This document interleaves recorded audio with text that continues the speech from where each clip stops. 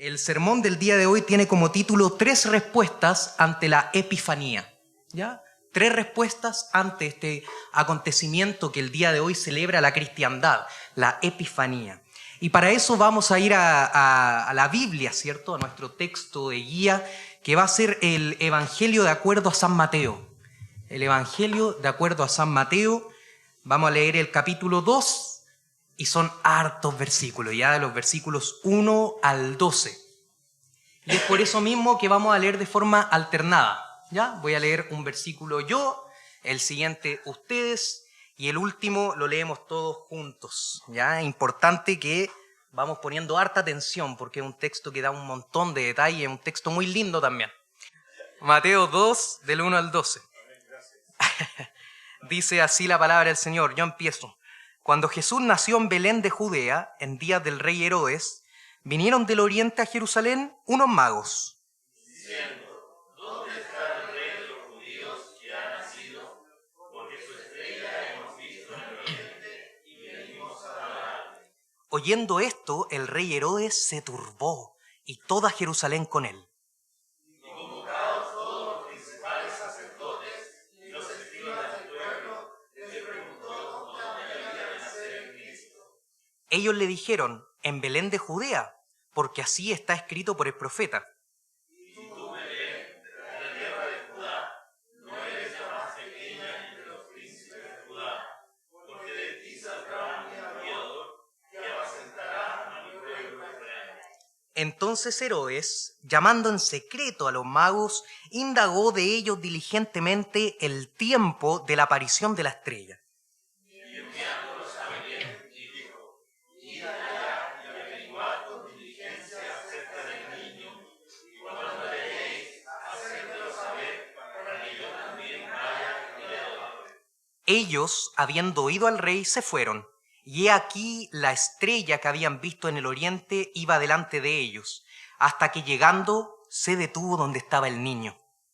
Y al ver la estrella, se regocijaron con muy grande gozo. Y al entrar en la casa, vieron al niño con su madre María, y postrándose, lo adoraron. Y abriendo sus tesoros, le ofrecieron presentes, oro, incienso y mirra, todos juntos. Pero siendo avisados por revelación en sueños que no volviesen a Herodes, regresaron a su tierra por otro camino. Palabra de Dios, te alabamos, Señor. Oremos, queridos hermanos. Sean gratos los dichos de mi boca y la meditación de mi corazón delante de ti, oh Jehová, roca mía y redentor mío.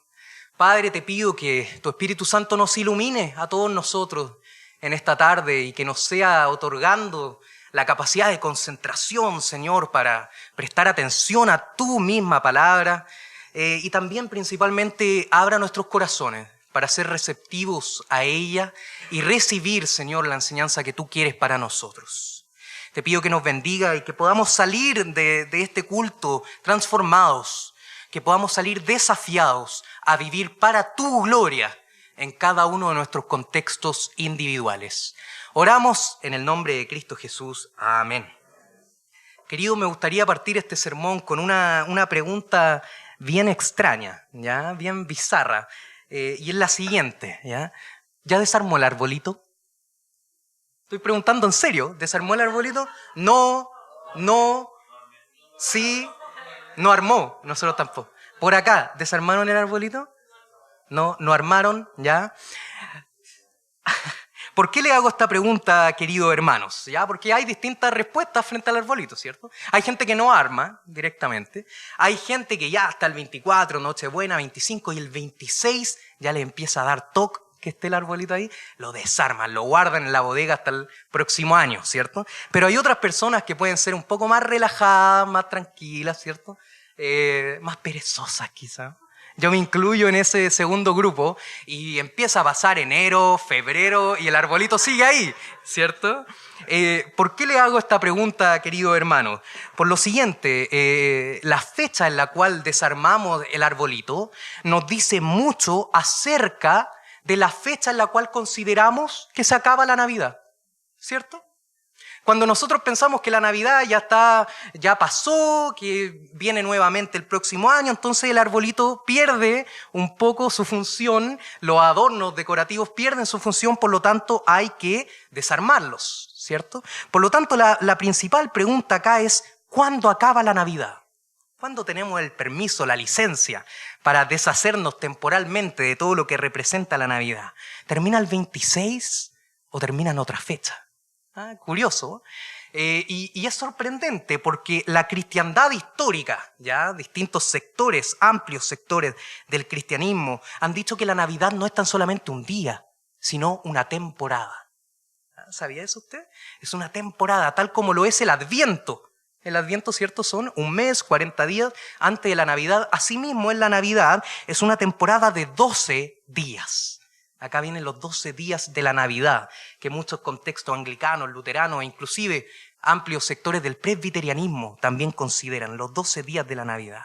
Por lo tanto, hay un momento en el que acaba nuestra festividad de Navidades después de estos 12 días y es el día de ayer, el 6 de enero. Y esta fecha es clave. ¿Ya? ¿Por qué es clave? Porque es la fecha en la cual se celebra Epifanía. Y esta es la celebración que da el fin a lo que es la Navidad. Y acá está la palabra, ¿cierto? Epifanía. Habíamos dicho que este sermón se llamaba 3 respuestas ante la Epifanía. Acá está esta palabra, ¿ya? ¿Qué es esto? ¿Qué es esto? Aunque usted no lo crea, la festividad de la Epifanía es una de las 3 fiestas cristianas más antiguas que existen. E inclusive es más antigua que la misma Navidad. Interesante. Y aunque usted no lo crea, la Epifanía está inclusive en nuestro himnario. Si usted va a los himnos 60 a 62, esos himnos son destinados a la Epifanía. Por lo tanto, es una festividad antigua, reconocida por la cristiandad y reconocida por el cristianismo, dije lo mismo 2 veces, por el presbiterianismo, eso es lo que quería decir. Pero, ¿qué significa realmente esta celebración? ¿Ya? ¿Qué es lo que se recuerda? ¿Qué es lo que celebramos? La palabra epifanía, y acá presteme harta atención para que hablemos todo en el mismo idioma, ¿cierto? La palabra epifanía viene del griego epifaneia, ¿ya? Es bien similar a lo que es el español en cuanto a pronunciación, que significa literalmente manifestación, aparición o revelación. ¿Ya? Cuando nosotros hablamos de epifanía, hablamos de revelación. Y esta palabra es muy linda al mismo tiempo porque comparte raíces en griego con otra palabra que es amanecer. ¿Ya? Fíjese usted la figura interesante. Hay momentos en que todo está oscuro, en que estamos confundidos, en que estamos esperando algo que nos llega, pero finalmente se nos aparece ese momento en que todo parece más claro, ¿cierto? En que aparece el sol, amanece. Y eso se podría considerar una epifanía. ¿Ya? El momento en el que de alguna manera se nos aparece la respuesta, se nos alumbra la ampolleta. ¿Ya? Es una revelación. Pero ¿se revela qué cosa? ¿Ya? Vamos recapitulando. Celebramos Epifanía, se nos revela algo, pero ¿qué cosa se nos revela? ¿Ya? Y acá se pone aún más interesante la cosa. En la antigüedad, la Epifanía era usada comúnmente para la revelación de dioses. ¿Ya? En las distintas religiones, cuando un dios se nos aparecía, ¿cierto? Y nos daba un mensaje o nos comisionaba algo, eso se llamaba epifanía. Y de acá viene la palabra teofanía. ¿Ya? A los que les gusta harto la teología han escuchado las teofanías, sobre todo en el Antiguo Testamento, cuando se aparecía el ángel del Señor. Una aparición de Dios. ¿Ya? En ese contexto se usaba la palabra epifanía. Pero inclusive se usaba cuando se aparecía alguien que era venerado como un tipo de Dios. ¿Ya? Por ejemplo, los reyes. Cuando los reyes llegaban a los poblados, la gente que los veneraba y los exaltaba decían, oh, tuvimos una epifanía porque vimos al rey. Se nos apareció él. ¿Ya? Pero la cristiandad, ¿qué es lo que ha entendido en cuanto a esta revelación? Ha entendido que Dios se nos revela. Dios se nos revela a nosotros y a todas las naciones por medio de Jesucristo. Por lo tanto, cuando hablamos nosotros de epifanía, hablamos de revelación de Dios. Repita conmigo, revelación de Dios. ¿Ya? Y uno puede decir, bueno, entonces, ¿cuál es la diferencia con la Navidad? La Navidad es un poco lo mismo, ¿no? la venida del Señor, ¿cierto? En la encarnación, de alguna manera, Él se revela. Esta es la diferencia, queridos hermanos. La Navidad marca la venida de Dios, pero la Epifanía celebra la revelación de Dios en medio de la humanidad a todas las naciones. Cómo este niño nacido de María se revela como Dios, se revela como Rey a todo el mundo. ¿Ya? Le puse énfasis a esa palabra mundo, porque es por eso mismo que en Epifanía se recuerda el relato de los Reyes Magos. Los Reyes Magos no eran judíos, eran extranjeros, venían de lejísimos, eran paganos, ni siquiera pertenecían a la religión del judaísmo, pero siendo extranjeros, siendo gentiles, ellos reciben la revelación del mismo Dios hacia ellos. Por lo tanto, celebramos en Epifanía la revelación de Dios por primera vez a los gentiles. Y de esa manera adelantamos que el reino de los cielos no pertenece a un pueblo en específico, sino que la deidad y el reinado del Mesías se dan a conocer a todas las naciones, independiente de su etnia, independiente de su raza, independiente de su color de piel. Esto es lo que celebramos en Epifanía. ¿Se entiende? La revelación de Dios a las naciones. Pero fíjese usted en este detalle. Dios quiere mostrarse al mundo, Dios quiere mostrarse, ¿cierto?, a toda clase de personas, pero somos nosotros los que arruinamos esta revelación muchas veces, ¿cierto? Somos nosotros los que reaccionamos de distintas maneras frente a la Epifanía, frente a la revelación. Hay gente que reacciona frente a esta manifestación de Dios con gozo, con humildad, cambian su vida, ¿cierto? Lo que hablábamos un poco en la escuela dominical. Tienen un momento que marca un antes y un después, cuando Dios se les revela.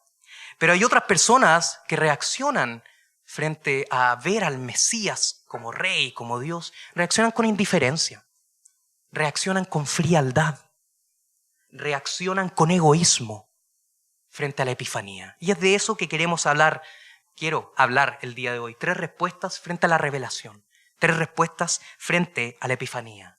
Y me voy a basar en el relato que recordamos el día de hoy, los Reyes Magos. Y vamos a ver que estas respuestas están asociadas a los distintos personajes de la historia. ¿Ya? Vamos a ver que hay una respuesta egoísta representada en Herodes. Vamos a ver cuál era el rol que jugó ahí, por qué su egoísmo se ve representado en su respuesta frente al mensaje del Mesías. Vamos a ver en segundo lugar la respuesta incrédula, representada por los sacerdotes y por los escribas.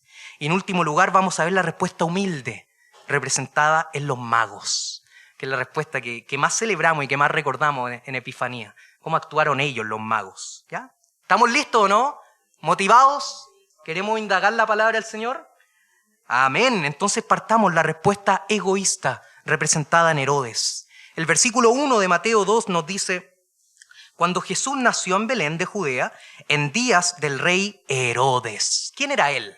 ¿Ya? ¿Quién era este rey y por qué es tan importante en el relato? Este rey era Herodes el Grande. ¿Ya? Él fue el primero y el fundador de todo lo que sería conocida como la dinastía herodiana. ¿Y qué es importante acerca de este rey? Este rey venía de los edomitas. Eso quiere decir que venía de Edom, de la descendencia de Esaú. ¿Ya? ¿Por qué ese detalle es importante? Porque eran los enemigos históricos del pueblo de Israel. ¿Ya? Una enemistad que tenía siglos y siglos desde Esaú, ¿cierto? Y al mismo tiempo este rey fue coronado por los romanos. ¿Ya? Por lo tanto, los judíos detestaban a Herodes el Grande. En primer lugar, era el rey de ellos, siendo que era su archienemigo al ser edomita, y al mismo tiempo era un rey ajeno a ellos. Era un rey que le había impuesto el imperio romano. Y sumado a todo esto, la relación entre Israel y el rey Herodes era aún más complicada porque Herodes era un rey cruel. Cruel. Él llegó a asesinar, dicen los historiadores, a su esposa, a sus hijos y a varios familiares por sospechas de amenaza contra su reinado. Fíjese usted, qué hombre más egocéntrico, qué hombre con más ansias de poder. Y justamente él era un amante de la pomposidad, un amante del lujo, un amante de la opulencia. Y esto se ve reflejado en los grandes proyectos arquitectónicos que Herodes impulsó, ¿cierto? El que más nos suena es el templo de Herodes, la reconstrucción del templo de Israel. Y si usted tiene el privilegio, ¿cierto?, como sabemos que algunos hermanos han tenido, de ir al Israel moderno y ver las ruinas de lo que era la civilización antigua ahí, muchas de esas ruinas que se mantienen hasta el día de hoy fueron construcciones de Herodes, como el Muro de los Lamentos, ¿cierto? Era un rey que quería dejar su nombre marcado en la historia. Era un rey que quería fundar una dinastía poderosa, llena de lujo, llena de poder. Y es por eso que reacciona mal frente a la noticia del nacimiento del Mesías. Cuando los magos llegan y empiezan a preguntar ¿dónde está el rey de los judíos?, el texto no nos dice que Herodes reaccionó con gozo. El texto no nos dice que Herodes reaccionó con humildad y con un sentido de inferioridad ante la noticia del nacimiento del Mesías. No, el texto nos dice que Herodes se turbó. ¿Por qué? Porque para él el nacimiento de este niño en Belén significaba una amenaza a su dinastía, una amenaza a su reinado y a todo su sistema corrupto. El niño Jesús para él no era un salvador, era un impedimento para lograr que su nombre quedara registrado en la historia. Y es por eso que Herodes comienza este meticuloso plan de conspiración, ¿cierto?, que leemos en este texto. Él quería enviar a los magos a Belén para que posteriormente estos magos se devolvieran y le dieran noticias acerca de este niño. Él dice, bueno, esto es para que yo vaya y le adore también, pero sabemos que eso era mentira. ¿Por qué sabemos que era mentira? Porque Herodes no quería adorar al rey, Herodes quería matar al Mesías. Y es por eso que cuando los magos por revelación de Dios se van por otro camino y no llegan a Herodes, él desesperadamente manda a matar a todos los niños menores de 2 años. Un acontecimiento que se conoce en la tradición de la iglesia como la matanza de los inocentes. Porque él esperaba que al matar a todos estos niños se diera que él matara al niño Jesús. No soportaba que otra persona ocupara su corona. Frente a la epifanía, frente a la revelación del niño Jesús como Dios a las naciones, ¿cómo reacciona él? Con egoísmo. Porque él no iba a soportar que otra persona floreciera. No había lugar para otro rey aparte de él. ¿Sabe qué, querido hermano? Esta actitud parece lejana, pero más cercana de lo que pensamos. Muchas veces nosotros, antes de que Dios sea conocido y revelado a las naciones, a nuestros vecinos, a nuestra comunidad, nosotros antes que eso buscamos que nuestros propios reinos ilusorios sean exaltados. Muchas veces nosotros no nos interesamos en que el mundo conozca a Dios, sino que nos interesamos en nosotros tener el control de nuestros imperios personales y oponernos a cualquier amenaza a que nosotros florezcamos y que nuestro nombre quede grabado para la posterioridad. Yo soy el primero en reconocer que he actuado con ese egoísmo. Pero, querido hermano, esta actitud es totalmente contraria al mensaje de la Escritura. Esta actitud es totalmente contraria a la actitud que tuvo un día San Juan Bautista, que decía, es necesario que él crezca, pero que yo mengüe. Herodes era totalmente lo contrario. Que él caiga, pero yo tengo que crecer. Mi imperio tiene que florecer. Querido hermano, examinemos nuestros corazones el día de hoy. Examina tu corazón el día de hoy. ¿Cómo está nuestro egoísmo, nuestro egocentrismo? Preguntémonos, ¿me aferro tanto a mi falso reino que soy un impedimento para el crecimiento del reino de Dios? Preguntémonos. ¿Anhelo más el crecimiento de mi ministerio, de mi obra, de mi nombre, que el crecimiento del pueblo de Dios? ¿Defiendo más la fortaleza que he construido y que mi dinastía ha construido por todos estos años? ¿O defiendo más el nombre de Jesucristo y el predicado en todas las naciones? ¡Wow! Pero esto es tan solamente una de las respuestas ante la epifanía. La respuesta egoísta de Herodes. Pero vamos con la segunda. Aquellos que están tomando nota, la segunda respuesta ante la Epifanía es la respuesta incrédula, representada esta vez en los sacerdotes y en los escribas. La respuesta incrédula.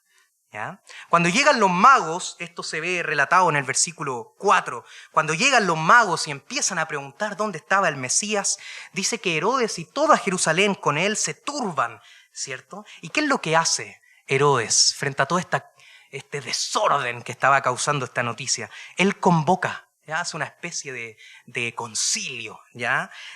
Donde llama básicamente a la jerarquía religiosa de Israel para indagar más acerca de este Mesías.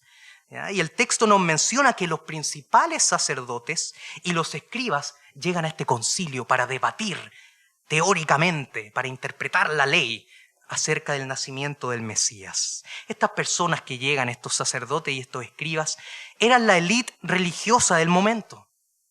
Principalmente eran saduceos y fariseos, eran autoridades religiosas e inclusive políticas del pueblo de Israel. ¿Y qué hacían ellos? Eran estudiosos profesionales. ¿Ya? Si lo ponemos en un plano actual, ellos son académicos de primer nivel, cuya principal especialidad era la explicación y la aplicación de la ley judía. Y ¿sabe qué? Como buenos estudiosos, como académicos de primer nivel, ellos llegan a todas las conclusiones correctas. A un nivel teórico ellos llegan a todas las respuestas correctas. Se sacan un 7 en interpretación del Antiguo Testamento. En el versículo 5 y 6 nos muestra cómo ellos acertadamente dicen que el Mesías nacería en Belén. Tienen la teología correcta. Pero ¿cuál es el problema? Que a pesar de todo su conocimiento, a pesar de todo su estudio, ellos no se gozan junto con los magos. Ellos no salen gritando junto con los magos, ¿dónde está el Mesías? Y ellos no acompañan a los magos en el trayecto de Jerusalén a Belén para ver el nacimiento del niño Jesús. Este trayecto de Jerusalén, donde estaba este concilio, hacia Belén de Judea, probablemente era un viaje de un día, era un viaje cortito. Pero ninguno de estos religiosos judíos es capaz de dar un paso para ver nacer al Mesías, independiente de todo el conocimiento y la teología que tenían en sus cabezas. Queridos hermanos, ¿sabe qué? Usted y yo muchas veces podemos creer todos los dogmas correctos. Usted y yo muchas veces podemos tener la mejor teología. Podemos ser maestros de aplicación y explicación bíblica. Podemos manejar la institución de Calvino al revés y al derecho. Podemos conocer todos los artículos y preguntas de los estándares de Westminster. Pero ¿cómo está tu fe? ¿Cómo está tu fe? ¿Sabe por qué? Porque con todo el conocimiento que estos eruditos tenían, ellos deberían haber corrido a conocer al Mesías. Ellos sabían todas las profecías, ellos sabían la importancia, el rol que iba a jugar el Mesías, pero con todo este conocimiento no son capaces de ir a ver al niño Jesús. Su incredulidad les nubló. Así que, queridos hermanos, seamos cuidadosos. Hoy la palabra del Señor nos llama a ser cuidadosos. No sea que también nosotros, con todo el conocimiento teológico que tenemos, no corramos a ver al Mesías nacido en Belén. Queridos hermanos, que nuestra petición sea más como la de los apóstoles. Aumenta nuestra fe, en lugar de aumenta mi teología.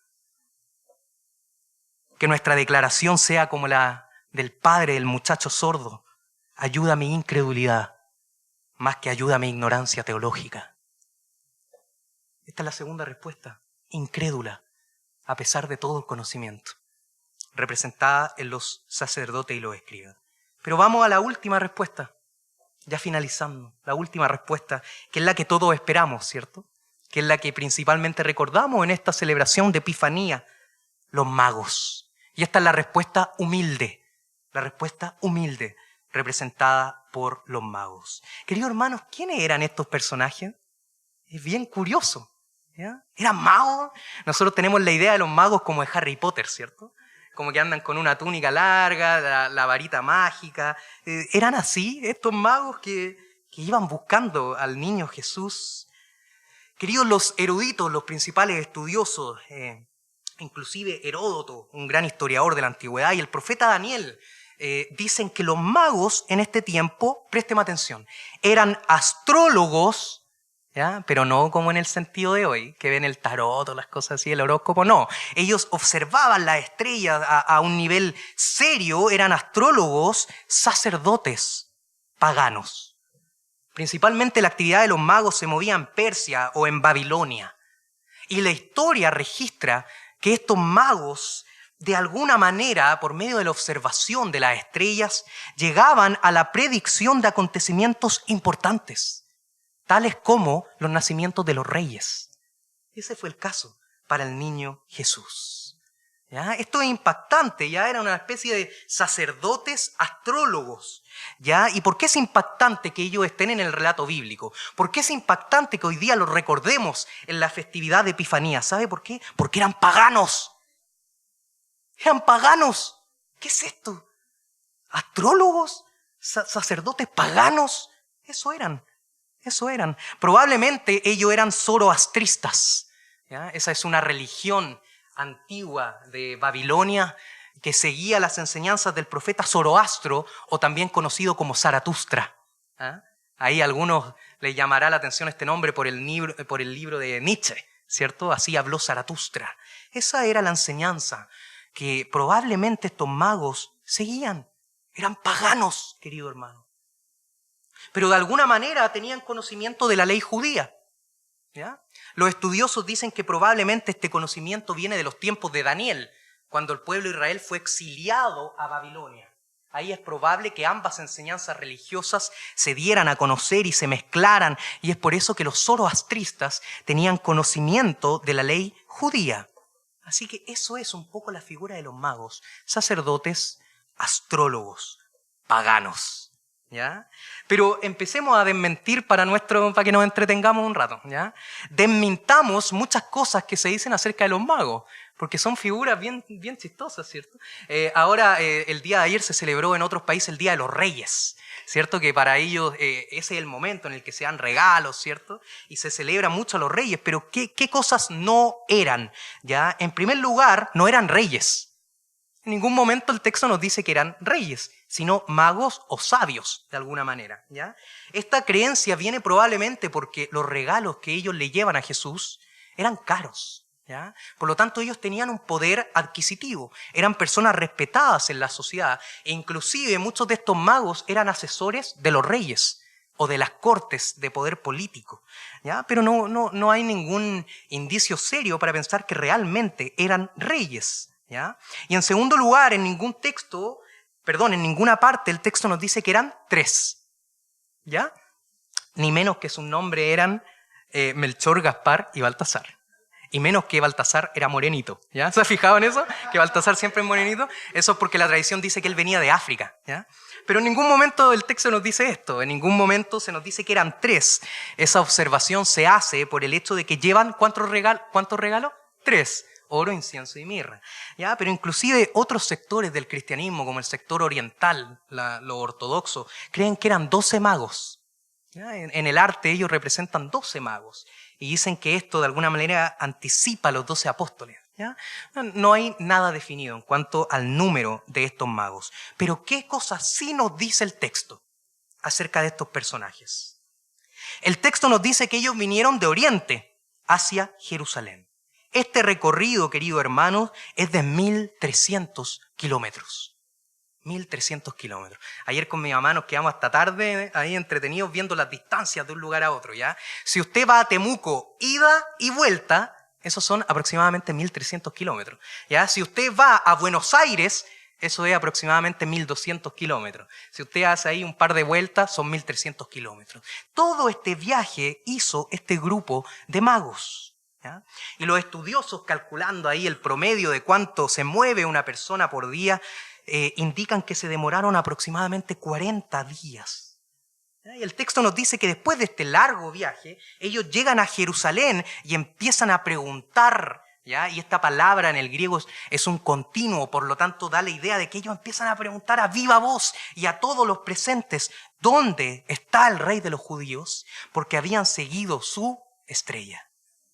¿Ya? En la celebración de Epifanía, la estrella tiene un lugar fundamental. Esta estrella fue profetizada en el Antiguo Testamento por otro profeta pagano, Balaam, quien llama a esta estrella la estrella de Jacob, que iba a dar indicio del nacimiento del Mesías.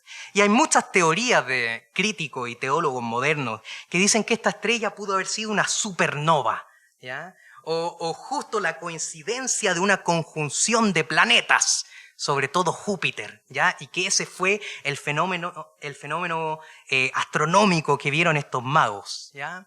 Pero si usted quiere tomarse el texto bíblico en serio, eso es insostenible, ¿ya? Por la precisión con que esta estrella guía a los magos y justamente su detención en Belén de Judea, es insostenible pensar que esto fue simplemente una conjunción de planetas. Los teólogos más importantes llegan a la conclusión de que esto fue sobrenatural, de que así como la Shekinah en el Antiguo Testamento guiaba al pueblo de Israel de día y de noche en medio del desierto, asimismo esta estrella guió a los magos hacia Jesús de manera sobrenatural. Y ellos llegan finalmente a Jerusalén y hablan con Herodes, hasta que finalmente llegan a Belén hacia Jesús, donde el texto nos dice que llegan a una casa, no a un pesebre. Ahí hay otro mito que se cae, ¿ya? Nosotros siempre pensamos que nace Jesús con los animalitos, ¿cierto? Con María, con José, y llegan los pastores y llegan los reyes. Eso no es así, ¿ya? Esto probablemente fue 1 o 2 años después. Y es por eso que Herodes manda a matar a los niños menores de 2 años, porque esa probablemente era la edad de Jesús en este instante. Y en el momento, querido hermano, retroceda ahí, 2000 años en la historia. En el momento en que la estrella se detiene sobre Belén, el texto dice que ellos se regocijan grandemente. Estaban felices desde adentro, su corazón saltaba en alegría porque habían encontrado al Mesías. Y una vez que están delante de él, ¿qué hacen? Se postran. Se postran. Postrarse es uno de los gestos de la tradición histórica que indica más humillación, una rendición total frente a Dios o frente a una persona. Ellos se postran y adoran en una actitud totalmente humilde frente a Dios. ¿Y qué hacen después de eso? Yo creo que cuando se recomponen de haber estado humillados frente a la presencia del Mesías, ¿qué hacen? Tributan. Abren sus regalos, oro, incienso y mirra. Hay gente que trata de espiritualizar todo en la Biblia, ¿ya? Y dice, no, el oro es porque Dios es rey. El incienso es porque Jesús era Dios. El incienso es atribuido, ¿cierto?, históricamente a las religiones, a la divinidad. La verdad, querido hermano, es que ningún erudito mantiene esa postura, ningún erudito serio. Y a lo más probable es que estos regalos comunes eran los regalos comunes que se ofrecían a los monarcas, ¿ya? Isaías 60 habla mucho de eso y nombra específicamente el oro y el incienso, ¿ya? Estos materiales eran preciados. El oro era lo más valioso y codiciado de la época y era el material propio de los monarcas. Y el incienso era una resina que se usaba en las ceremonias religiosas y era el único material autorizado para construir el perfume del altar. Era algo raro de encontrar, era algo exquisito, era algo caro. Y la mirra era una savia que se empleaba en distintas lociones, aromáticas, ya como tónico estimulante y como perfumes. Esos son los regalos de alto estatus monárquicos que estas personas le hacen al niño Jesús. Querido hermano, ¿qué quiero destacar de este relato bíblico? Que estos hombres, siendo paganos, viniendo de un pueblo totalmente desconectado e inclusive enemigos del pueblo de Dios, probablemente para muchos eruditos de la época herejes, estas personas rindieron un mejor culto al niño Jesús que la élite judía religiosa. Estas personas se someten a la dirección de Dios por 40 días de mejor manera que los religiosos del momento. Y mientras ellos viajaron 1300 kilómetros, los escribas y los sacerdotes no fueron capaces de dar un paso por el Mesías. Ellos son este grupo de paganos, los escogidos de Dios para presentar su epifanía, para revelarse a ellos como Dios y como Rey de la humanidad. Querido hermano, a Dios no le importó que fueran gentiles, a Dios no le importó que fueran paganos, a Dios no le importó qué tan lejos ellos vivieran. Dios miró su corazón. Dios vio la alabanza y la humildad de ellos al venir y presentarse delante del niño Jesús. Así es la gracia de nuestro Dios, querido hermano. Así es la gracia de nuestro Dios. Para Él no importa tu nacionalidad, para Él no importa tu origen, para Él no importa el lugar que tú tengas en la pirámide social, para Él no importa tu dinero, para Él no importa tu pasado, tu historia religiosa, tus fallas morales. Para Él importa que tú vengas en humildad y le reconozcas como Rey. Quizás tú hoy estás desanimado, querido hermano. Que dice, yo no soy un erudito religioso, yo no tengo una historia respetable a un nivel eclesiástico, yo no tengo habilidades de liderazgo, yo no soy como los eruditos y los escribas judíos, no soy parte de un gran linaje. Dios no mira eso, querido hermano. Dios mira tu fe, tu adoración. Y si el corazón de Dios está tan cercano a las naciones paganas, si Dios lo único que mira el corazón y Él quiere que toda la humanidad le conozca y le adore, le tribute, entonces nosotros y nuestro corazón debe querer lo mismo. Nuestro corazón debe querer que todas las naciones conozcan el Evangelio. Debe querer que todas las naciones se presenten ante Jesús y le tributen. ¿Estamos alineados con ese deseo de Dios? De que todas las naciones, los gentiles, los paganos, le conozcan. ¿Estamos alineados con ese propósito? ¿O nuestra vida gira en un sentido totalmente distinto?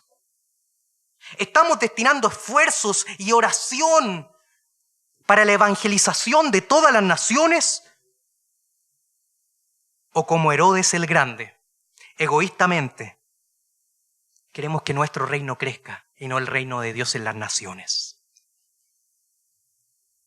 Ese es el llamado de esta tercera respuesta, la respuesta humilde de los magos frente a la epifanía, a la revelación de Jesús. Así que, queridos hermanos, vimos que hay distintas respuestas, ¿cierto? Distintas respuestas a cuando Jesús se nos muestra como Rey y como Mesías. Hay gente que es egoísta, como Herodes el Grande, que se priorizan a ellos mismos. Hay gente que es indiferente, que a pesar de todo su conocimiento teológico, son frías frente a la revelación de Dios. Y hay gente, en último lugar, que reacciona de la forma correcta, humilde, postrándose delante del Señor. Y quiero terminar con una exhortación final, querido hermano. Y mi exhortación final podría fácilmente ser: seamos como los magos. ¿Ah? Seamos como ellos. Caminemos 40 días, 1300 kilómetros, postrémonos delante de Él, seamos como ellos. Pero ¿sabe qué? Esta es una aplicación legalista. Es una aplicación que no es sabia a largo plazo. Quiero tomar otra ruta distinta. Y es la siguiente. Si usted y yo queremos tener una respuesta a la epifanía como la de los magos, si usted y yo queremos estar llenos de adoración delante de Dios, si usted y yo queremos tributar al Señor con gozo, con pasión, entonces debemos tener el mismo entendimiento que los magos. Si queremos tener su respuesta ante la epifanía, debemos creer lo que ellos creían acerca de la epifanía. ¿Y qué es esto? Cristo es Rey. Cristo es Rey. Ese niño que tenía 1 o 2 años, que probablemente ya caminaba sus primeros pasos, estaba aprendiendo a caminar, él era la verdadera estrella de Belén. Este niño es la luz de todos los hombres. Este niño era Dios hecho carne. El Mesías prometido, el Salvador del mundo. Este bebé necesitado que requería que José y María le enseñaran a hablar, a caminar. Ese bebé hoy está sentado a la diestra del Padre. Y desde allí ha de venir a juzgar a los vivos y a los muertos. Querido hermano, quizás tú necesitas una epifanía en tu vida. Estás cansado de la oscuridad. Nada te hace sentido. Nada te motiva a levantarte de la cama. Todo es oscuro. Todo está vacío. Nada tiene un rumbo. Necesitas que algo se te revele. Querido hermano, ya se reveló. Hace 2000 años, el Mesías, encarnado, naciendo en Belén de Judea. Y está disponible para ti, para que encuentres su luz. Él está brillando de manera más sorprendente que la estrella de Belén. Ve a Él. Ve a Él. Ríndele adoración con los tesoros que tengas. No importa si son oro, incienso o mirra. No importa si lo único que tienes es un corazón deseoso. Ve a Él. Es que yo soy pagano. Es que tú no sabes las cosas que yo he hecho en mi vida. Cosas horribles. No importa. No importa tu pasado. No importa tu linaje. No importa qué tan lejos estuviste del pueblo del Señor. Ven a Cristo. Él tiene sus brazos abiertos. Y Él es tierno y cercano. Y si vamos a Él con un corazón humilde, nos abrazará sonriente y se revelará a nosotros. Nos llenará de su luz que viene del resplandor de su rostro sobre nosotros. Y eso, queridos hermanos, es lo que celebramos en Epifanía. Oremos para terminar. Bendito y amado Padre, te damos gracias por este tiempo. Gracias porque tú nos hablas, Señor. Gracias, Señor, porque tú nos haces recordar tu palabra, tu evangelio, la historia de nuestro Señor Jesús. Y te damos gracias por este acontecimiento que nos recuerda que tú te revelas a nuestras vidas, tú te revelas en la historia con tu luz, con tu divinidad, con tu reino. Padre, y queremos ser un pueblo que se presenta delante de ti con humildad. No permitas, Señor, que nuestra vida esté marcada por el orgullo, por el egoísmo. No permitas que nuestras vidas estén marcadas por la indiferencia ante el mensaje del Evangelio. Sino, Padre, que tu Espíritu Santo sea iluminando nuestros corazones para que reconozcamos a tu Hijo como Mesías y como Rey.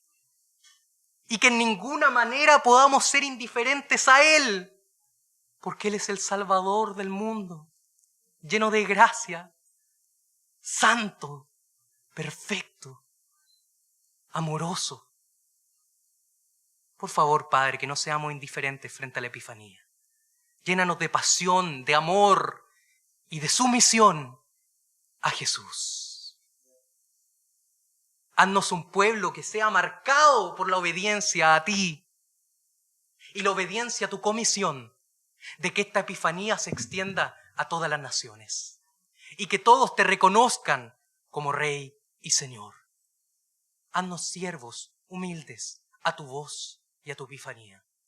En el nombre de Cristo Jesús oramos.